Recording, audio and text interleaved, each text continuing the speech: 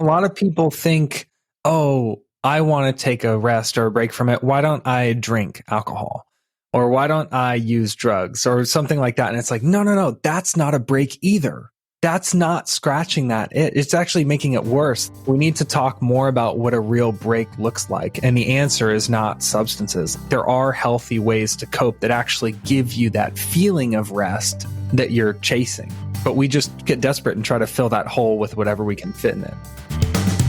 Welcome to the Mitlin Money Mindset. This is a podcast that's all about getting your mind right when it comes to all things money. In every episode, we go deep with engaging guests who provide tangible takeaways and a whole lot of joy along the way. I hope you enjoy these conversations as much as I enjoyed having them. Let's dive into today's show.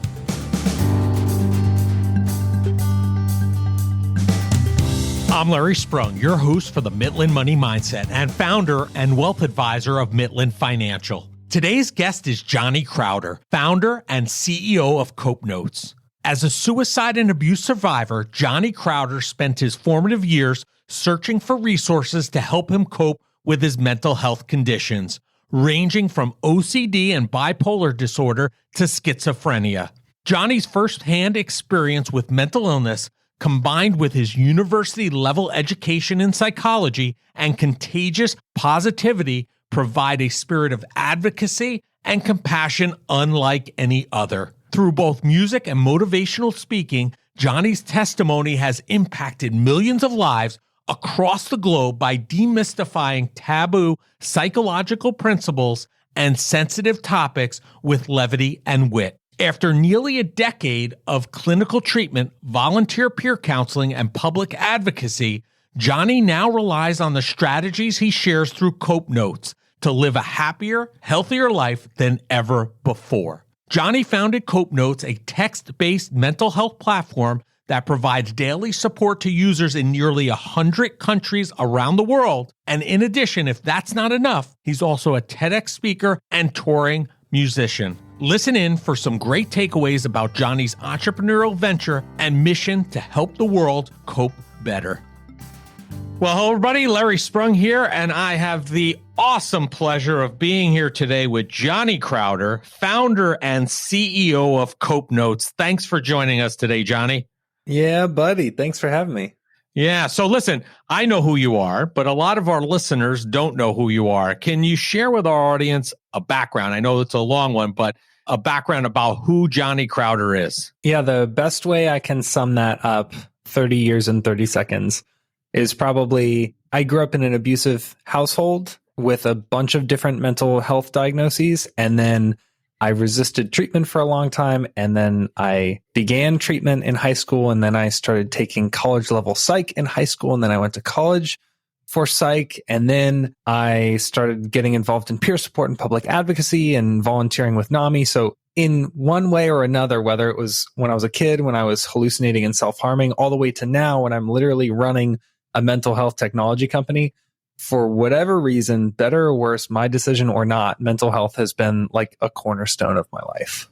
That's amazing. And that's one of the things that our listeners know. I'm very passionate about mental health. Suicide prevention is very important to me. And that's why this May we're highlighting a lot of great people who are doing great work in the mental health field. So I also should give you a plug because I watched it myself. If you really want to delve in and learn a lot more about Johnny and his background, I would highly suggest taking a look and watching and listening to his TED Talk. I thought that was fantastic. Thank you a ton. I need to get used to saying that, like also watch my TED Talk. That feels so cool. There you go. That's a way to really delve in and get that background about you for sure. So listen, I want to share with our listeners, because I think this is where a lot of things started for you. Can you tell our listeners about the text that you sent in 2017 and how that changed your life? Yeah. So let me preface this by saying that I grew up feeling like I didn't get a lot of support and encouragement and positive input from people. And as a result, my negative thoughts would always compound. Like no one was interrupting those thoughts. And I was bad at interrupting my own negative thoughts because I kind of agreed with them. So it was like this constant uninterrupted negative thought train.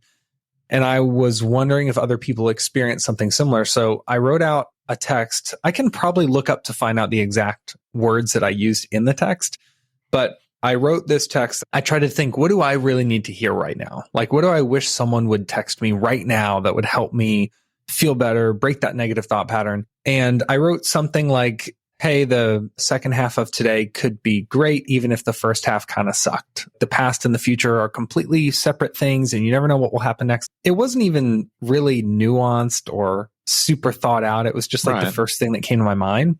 And I sent that out to a bunch of friends in my phone book, unsolicited, by the way. Like, I wasn't in the middle of a conversation with these people. I just sent them a message to see what would happen. Random. And a lot of them responded saying like, whoa, how did you know I needed to hear that? And it's weird because some people said, oh, this morning sucked and I hope tonight is great because I have a job interview. And then other people were like, well, today has been great, but 3 weeks ago I got in a car accident and I've been stressing about it. And then next week I'm going on my first date with this person. I really hope it goes well. So it still applied to me, even if not directly. And I was like, holy crap, people really need way more positive stimulus than we realize. Right. Yeah. And so is that how Cope Notes really came to be? I mean, maybe we should start backwards first and tell folks and have you explain what Cope Notes is all about and how it works, and then tie it back to how that text really kind of was the impetus for that. At the time, I was running something called Not a Therapist, which was an online peer support resource. And the text idea was just going to be a feature of Not a Therapist. So I never planned on making it its own thing. But really, Cope Notes, what we do is we do exactly that. We interrupt negative thought patterns with catalysts for positive thought, like journaling prompts and psychology facts and exercises. And over time, those text messages train the brain to think in healthier patterns naturally so that you can be good at challenging negative thoughts. And you do trend towards more positive thoughts. So it's so funny. We use these like dinky little text messages, like just a couple sentences each. And over time, it chips away at depression and anxiety and fatigue and loneliness and guilt and shame and anger and all of these different things that all of us experience. And that text was actually, I guess, my first like beta test of what it would look like to try sending those text messages. So without sending that message, I don't know that Cope Notes would exist today. And without people responding and letting me know that that message helped them or resonated with them in some way. Like if nobody responded, right, I might have never started the company. Right. So Cope Notes, obviously what you're mentioning is it's a text message that goes out to your users. It has a different stance, I guess, every day. It's sometimes thought-provoking, sometimes just something to think about, sometimes something to actually do more and actually be mindful and maybe write down some certain things. And my understanding is, as a user myself, is it comes at random times of the day. And that's kind of part of the process also that you came up with. Can you tell us about that? Yeah. So a lot of people think like, why don't I just set a timer every day that says like, be grateful at 2 p.m. And the answer is like, well, first of all, do that. Like if you've never tried that, do Right. that, because I don't think it's going to harm you. Right. But a lot of times what happens is your brain starts to catalog information. You can picture it kind of like folders. So there's a folder of new and novel information that your brain wants to prioritize. And then there's a folder of information that your brain has already processed in the past at some point. So like, I don't think critically about your name being Larry. Right. I take it for granted because I already knew that. So my brain isn't like camping out on like, wow, what a unique thing. It's like, no, I've already processed that. So your brain, as a result, after maybe the first couple of days of that alarm going off, you're like, oh, wow, I should be grateful right now.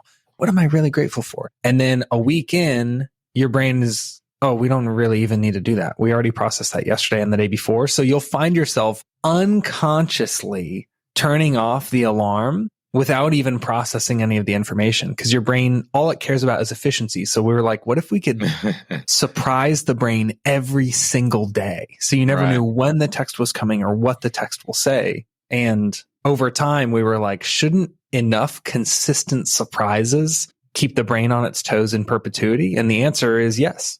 That's amazing. That's amazing. I guess I have to change my kind of gratitude journaling that I write down a few things I'm grateful for in the morning. I should probably try to jumble it up a little bit and not just do it every morning. I don't know. No. So I do my journaling every single night before I go to bed, and I do my gratitude checklist. If you have something that works for you, do it, because the biggest difference is you're choosing to do that. So that is output. Right. If you're making a conscious choice, that's output. I'm saying input is processed differently. No taken, then I'm not going to change. Dude, if it's working for you, keep it up. I love it. I think it's a good thing to start out the day with. I could see the value of doing it before bed also, and kind of going into that state of gratitude before you kind of lay your head down and hopefully have a good night's sleep as well. So there's benefits all along, I guess. Yeah. It's working. So I've heard you say personal growth sucks, right? And that really struck a chord with me. Can you share why you say that? Yeah. I have friends who work at Starbucks and play Call of Duty and just kind of don't take life too seriously. They're just like having fun. They're not like super concerned with growing and improving as a person. And a lot of times when I hang out with them, they're pretty dang relaxed, right? Like they don't have a lot on their plate. But once you start realizing like, oh, I kind of sabotaged a lot of my interpersonal relationships, I want to work on that. All of a sudden, you're biting off this like huge task. Like, oh no, not only do I still have work and still have school and still have all these other things I'm working on, now I have to like chip away at this decades old pattern that I've recognized as unhealthy. Don't I just wish I could go back in time before I knew it was unhealthy and just not work on it, because my life would be easier? But the weird paradox is, although your brain is very resistant to change, it benefits so much from it. So it's kind of like, even though growing feels grueling and slow and painstaking and frustrating, and it takes so much time and energy, it's actually the very best, healthiest thing you could do for your brain. So it's kind of like, do you want to do the easy thing or the good thing? And the good thing might be really hard. Well, I mean, in a lot of cases, isn't it the old saying, good things come to those that wait?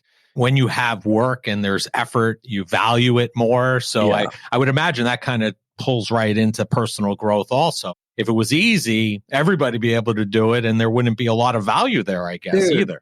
That's my whole point, is like people, and I talk about it in my TED Talk, like I'm tired of people who are like, yeah, in 4 hours, you'll be a whole new person.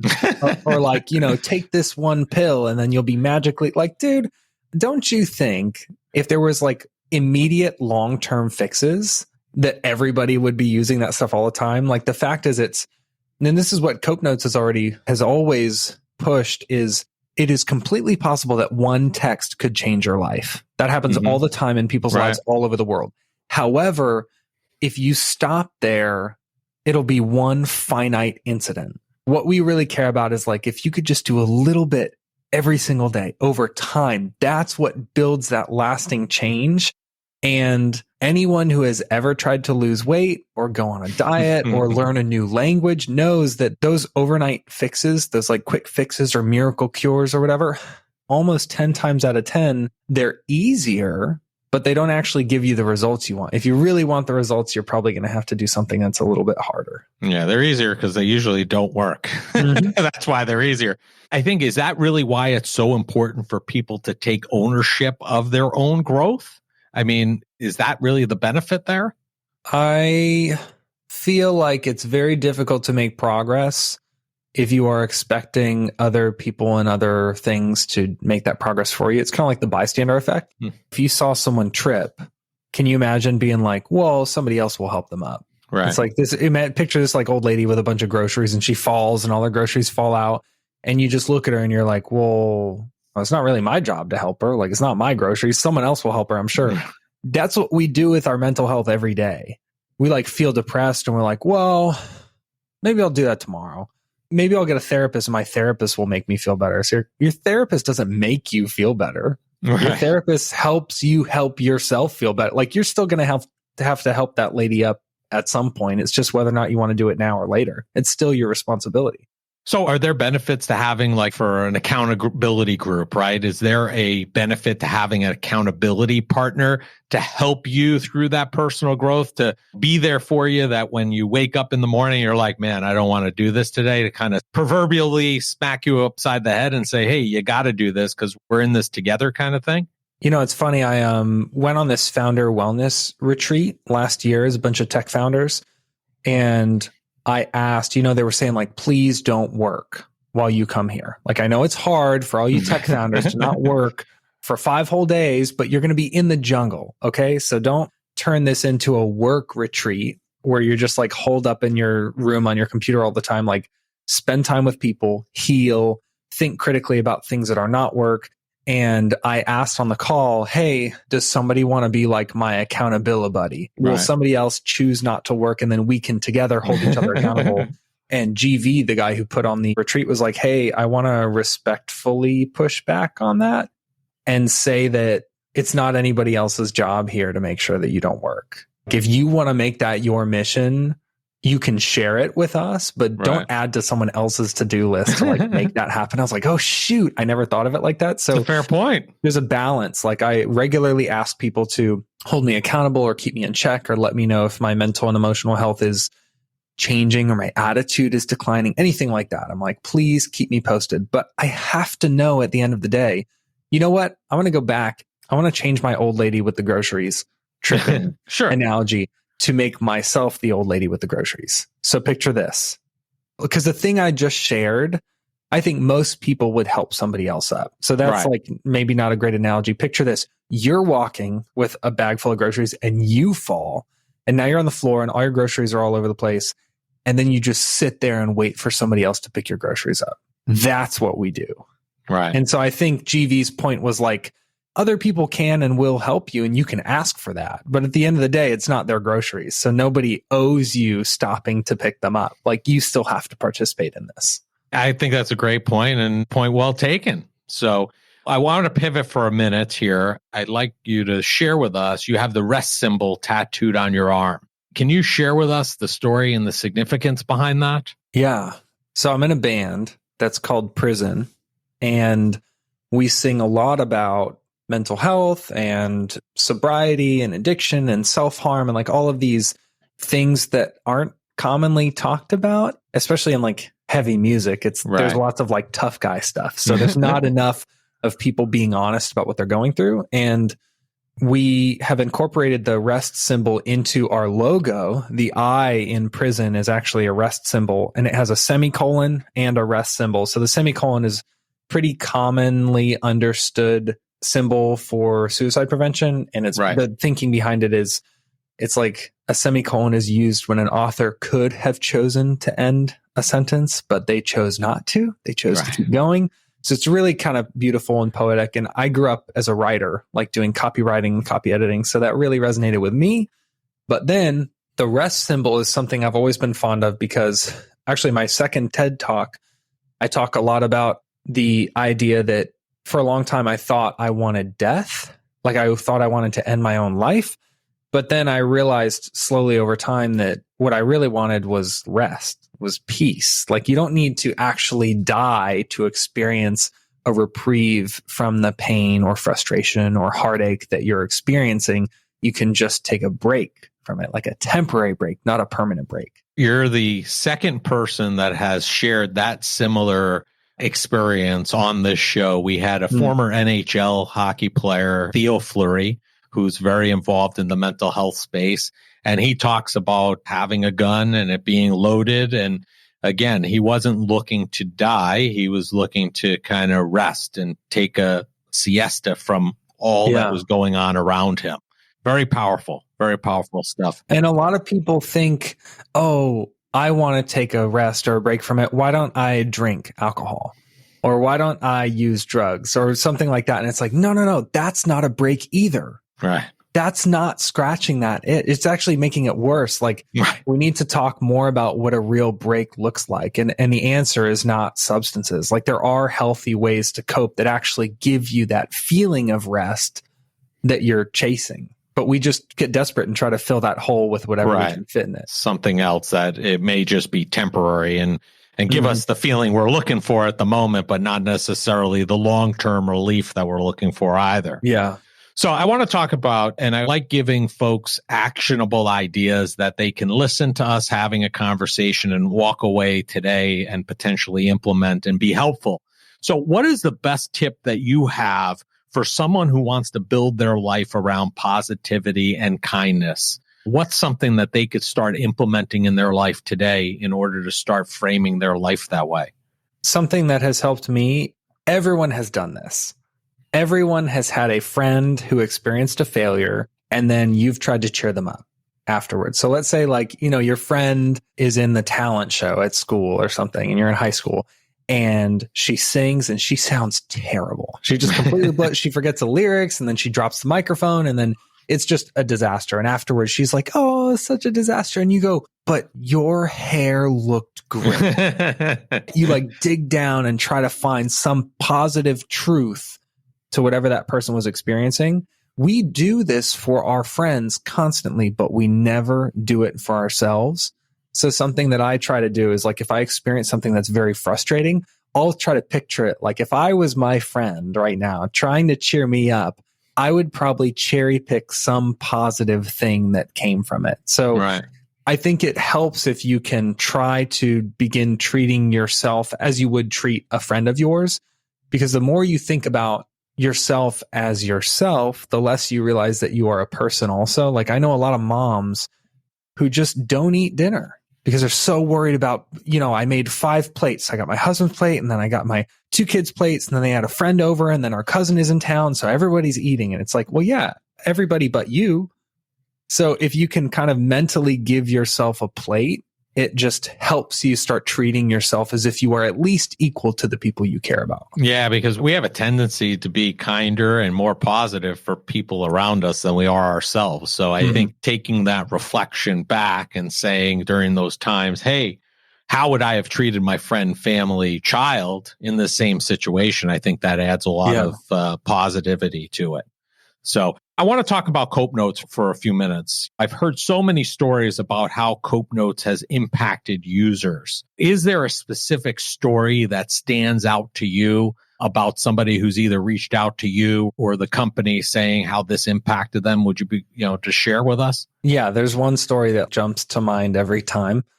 It's basically there was this dude who was fully planning on ending his own life and climbed to the top of this building and got onto the ledge. And the ledge was lined with seashells. You know that kind of concrete that has seashells in it? You know what I'm talking about? Yeah. So he climbed to the top, and the ledge had that type of concrete. And then he remembered a text from a couple weeks or a couple months prior that mentioned seashells. And then he just stopped and started thinking about it. And then he got down, called his mom. His mom took him to rehab, and then he told me this story after he got out of rehab. And it was what? Seashells? Seashells? Really? Right. That was it? And there's so many stories like that where a little mention of something like popcorn or something totally innocuous that you and I wouldn't assign a ton of meaning to. Right. Your brain is trying to survive and be healthy. Your brain is an organ, and that's all your organs try to do. But life doesn't make that easy. So if we just arm it with a ton of different examples and ammunition to protect itself, then in those dire moments of need, it digs back into your memory and life experience and tries to find something to help it. And sometimes that life raft is a text about seashells. That's an amazing story. And you never know what's going to be that one thing that's going to stand out to somebody and hopefully impact them like the seashells in the text message impacted that individual. Yeah. We have a lot of folks who are entrepreneurs, business owners that listen to our show. And I was impressed with how organizations and companies can use Cope Notes. Can you tell us how, if I'm a company, I'm a business, I'm man, I would really like to implement this positivity into my workplace. How do I do that for my team? What options are available? If you literally go to copenotes.com and click plans and pricing, or go to copenotes.com/group, for example, and you can see how we work with groups.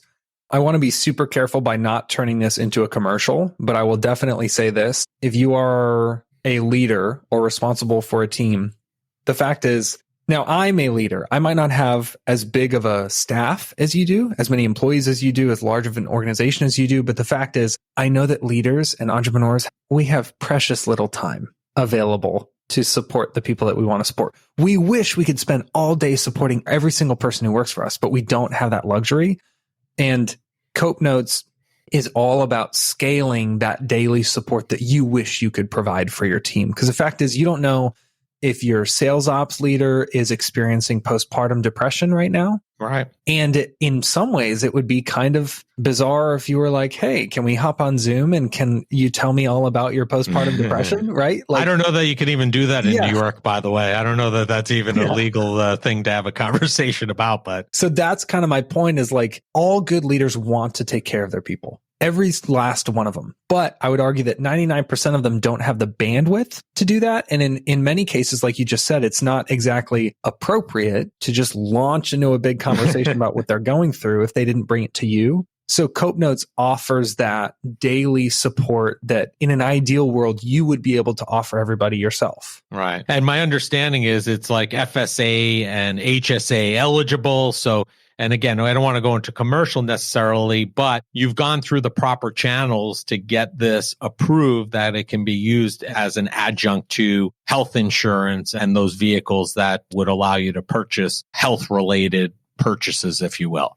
Yeah, if there's someone listening and they're like, I want to know exactly how it can plug in or exactly how to work with Cope Notes, you can literally send me an email directly, johnny@copenotes.com, and I will either handle it myself or forward it to someone at Cope Notes that would be more equipped to handle it than me. But at the end of the day, we really want to support communities, and a team is just a micro community. Sure. Yeah, that's fantastic.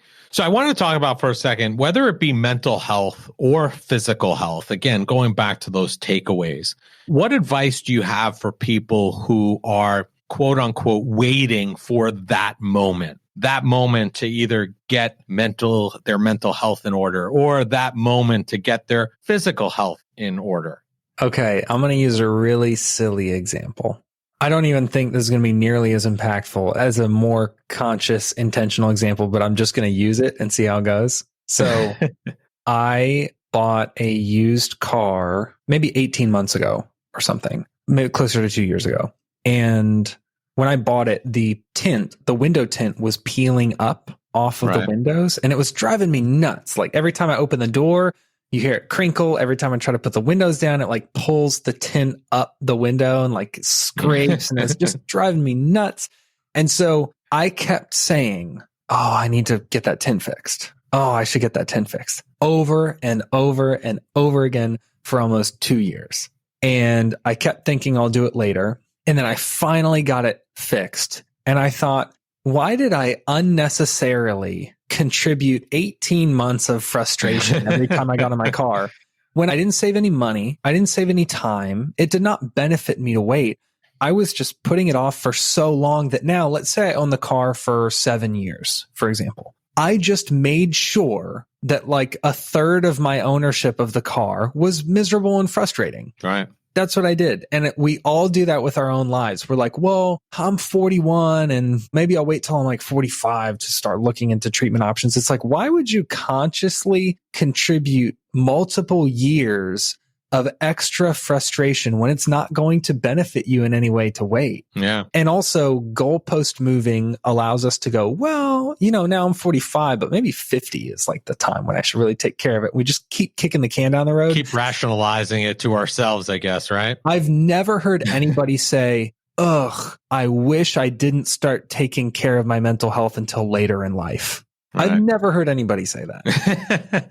I think you started out saying it was a silly example, but I think it's a perfect example. Everybody can think of an example like your used car and the tint that happened in their life that they could equate back and draw that line back to their own mental health and physical health. And you're right. I mean, it's something typically very easy to start the process. It may not be easy to fix or take care of it. You got to be accountable and put the work in, right? Yeah. So there's a little more involvement by us to correct that issue than maybe in the tint story. But why live 5, 6, 7 years of your life, of your precious life, being annoyed by something that you could potentially start working on and fixing today? It's a great analogy, I think. So listen, my younger son is a huge sneaker fan, and he'd be upset if I didn't ask you this question, which is, and most people, you can't see this because you're not seeing the video, but Johnny's got a whole host of sneakers behind him, and I knew that he is a sneakerhead himself. So what is your most prized pair of sneakers? That I own? Yeah. I don't really play favorites all that much, but I will say that I really I have the Air Jordan 1. They're called Obsidian, but it's really UNC colors. Okay. And that's like a pair that I get to wear to work because like when I speak at conferences and stuff, it's like not super ridiculous and childish. Like I have some really crazy looking pairs here, but that's a pair that I wind up wearing to work functions a lot. And I absolutely adore them. Yeah, I guess like J Balvin's, some of those are a little bit on the crazier side. Here's my problem. I can't pay resale. I can't do it. Okay. Maybe if I wind up experiencing that like classic entrepreneur life that everybody pictures where you're like on a boat and you're like driving a Lamborghini and stuff, if I'm there, then maybe I can start paying resale for sneakers. But until then, dude, I can't justify paying double the price just because someone bought them before me. What? My son has bought, worn, cleaned them up and sold them and was used and gotten the same, if not more. So I get the pain. He also, if there's anything coming up that you can't get on a drop, he's actively always out there looking to grab them. So I'm sure he'll appreciate your Jordan 1s more than me. I wish this interview was last week because I just tried and failed to get a pair of UNC Air Jordan 6s that just dropped. So if anybody's listening and feels like an 11.5, let me know because I am on the hunt. All right. Well, at least you're not a 13 because my understanding is those are very difficult to get in most of the shoes. Very difficult. So yeah. Thank you for sharing. Hope your collection continues to grow and hopefully you get to the point where you feel comfortable rewarding and buying yourself those resales that you don't feel comfortable today. So hopefully you get to that point. So listen, what's up next for Johnny Crowder and Cope Notes? What's coming down the pike for you? That's a good question. I need a crystal ball, and I'll tell you exactly. This year, I'm doing a heck of a lot more public advocacy. So like going out and speaking at conferences and events and summits and stuff. And that's like a blast. It's my favorite part of my job. And it's also getting me back to my roots of mental health advocacy. Like before Cope Notes even existed, that was my job. I was like going to speak. I was raising public awareness and helping people understand what mental illness actually looks like and what they can do to support other people who are experiencing it and take care of their own mental health. It's like my favorite thing in the world. And I'm finally getting to do more of it this year now that things are opening up. Mm-hmm. And then as far as Cope Notes, we're doing a lot more work with big groups. So early on in Cope Notes history, we were serving mostly individuals like you and me. And then, like we have gift subscriptions, we have family subscriptions, but then slowly we've been starting to work with larger groups, like maybe an insurance company here and a county government there. And over time, we're just like starting to impact more and more lives. So I think our focus in 2022 is definitely more on like, what's the next step up the ladder of influence? How can we maybe get, rather than Cope Notes being just in the sales department at your organization, how do we integrate it into every department? And we're kind of like trying to trade up to impact more and more people rather than allowing people to assume that mental health only affects these small, tiny little portions of their population. Right. Well, those are some great things you have on the docket. And it sounds to me like you're a true example of, hey, if I do something I love, I really never work a day in my life, because it seems like you're having a lot of fun and enjoying every minute of what you're doing. I do want to clarify, I work every freaking day of my life. So anyone listening, just know I will always be real about that stuff. I think you should be too. If you work hard, tell people it's hard. Don't pretend it's easy. You don't win any extra points for that. No, but at the same time, it's much more rewarding doing something you love. Amen. Than working every day and being miserable at it. That's for sure. No doubt. So listen, Johnny, this is the Mitlin Money Mindset, okay? And we talk a lot about mindset, mental health, and things of that nature. We ask every guest the same last question, which I'm going to do the same for you, which is, what did you do today that brought you joy and put you in the right mindset for success? Ooh, this will be good for a money podcast.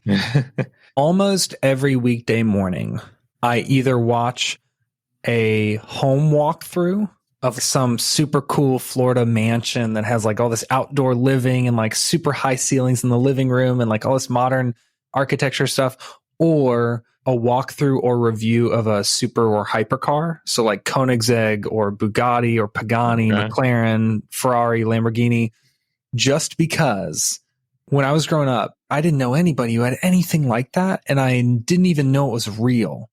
And as I've gotten older, I've realized that those forms of like functional art, like making things beautiful for the sake of beauty, making things awesome for the sake of being awesome, is so inspiring to me. So I try to start every single day with some type of like exposure to functional art. And a lot of times that is like architecture or automotive design, just because you see excellence. Like the first thing you see in the morning is like, this car goes 303 miles an hour for no reason other than we wanted to see if we could go faster than 302. And I'm like, I freaking need to see people operating in excellence, not for the sake of beating other people, not for the sake of like earning a record, but just like, can we do better than we did yesterday? You know? Amazing.